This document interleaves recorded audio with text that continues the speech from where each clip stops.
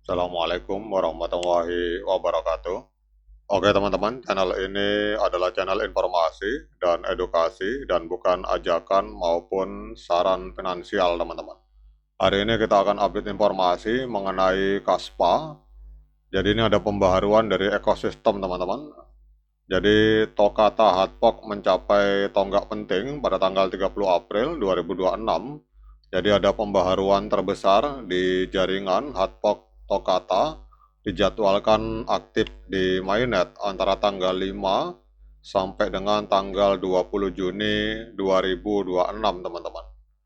Kemudian pembekuan kode telah selesai pada tanggal 15 April, menyelesaikan fitur seperti penetapan harga script engine dan tinjauan KIP 21 teman-teman.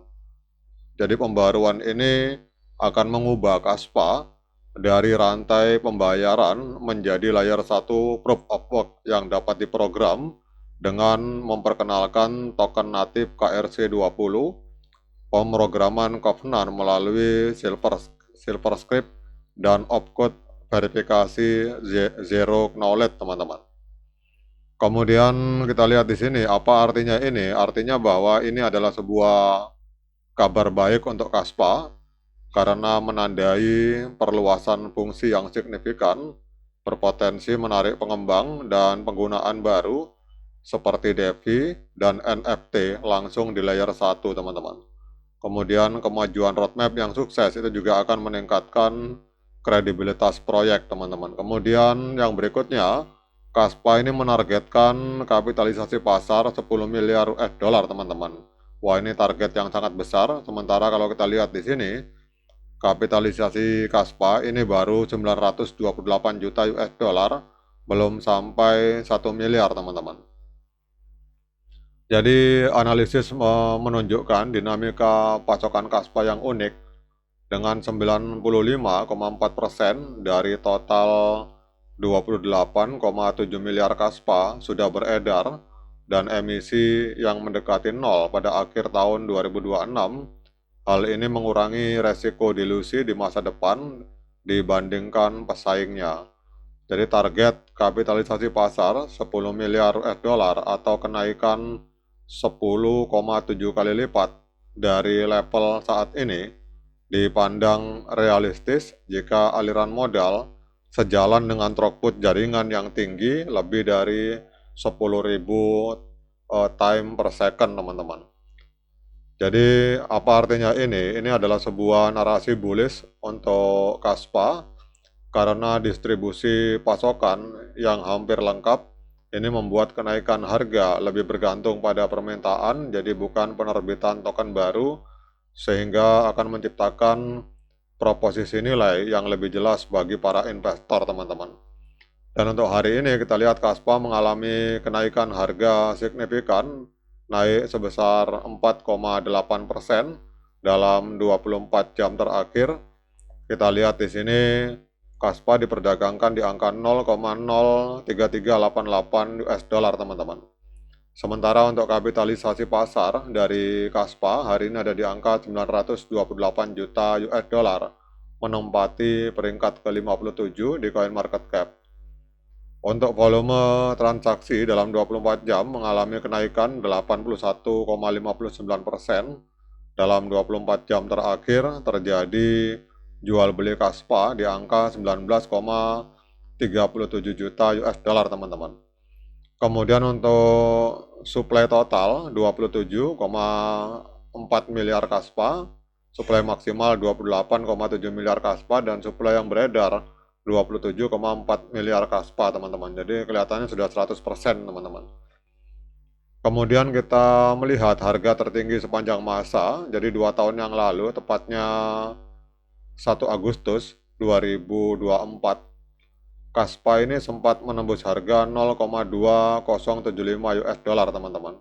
Jadi kalau kita melihat harga hari ini 0,03393 berarti sedang diskon 83% kalau kita mengacu dari harga tertinggi sepanjang masa. Kemudian pertanyaannya, mengapa Kaspa hari ini mengalami kenaikan harga sangat signifikan teman-teman? Jadi Kaspa naik 4,96%. dalam 24 jam terakhir ini jauh mengungguli pasar kripto yang cenderung mendatar, terutama didorong oleh antusiasme terhadap adanya upgrade hard fork Tokata. Jadi ini kenaikan ini menunjukkan kekuatan alpha yang sangat kuat terlepas dari kenaikan Bitcoin yang hanya naik sekitar 0,17%, teman-teman. Jadi kenaikan harga ini sejalan dengan tweet viral yang menjelaskan hard fork Tokata Kaspa yang akan datang yang bertujuan menambahkan fitur Covenant, kemudian dukungan Zero Knowledge, dan fungsi aset natif pada layer 1. Jadi ini merupakan perubahan mendasar dari hanya sebagai lapisan pembayaran menjadi blockchain yang dapat diprogram sehingga mendorong permintaan spekulatif, teman-teman.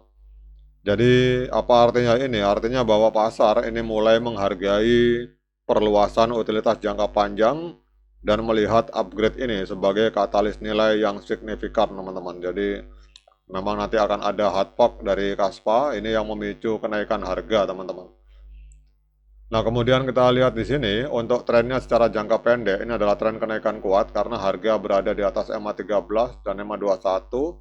Kemudian juga sudah terjadi golden cross di indikator stokastik. Dan yang berikutnya kita lihat di sini, kalau secara jangka panjang memang trennya masih tren penurunan karena harga masih berada di bawah EMA 200, teman-teman. Tetapi secara jangka pendek ini trennya adalah tren kenaikan karena harga berada di atas EMA 13 dan EMA 21 di time frame hari. Kemudian untuk technical analysis dari TradingView, untuk moving average sinyalnya buy, pembelian, osilator netral. Kalau kita gabungkan osilator dengan moving average, kesimpulannya hari ini adalah sinyal buy atau pembelian.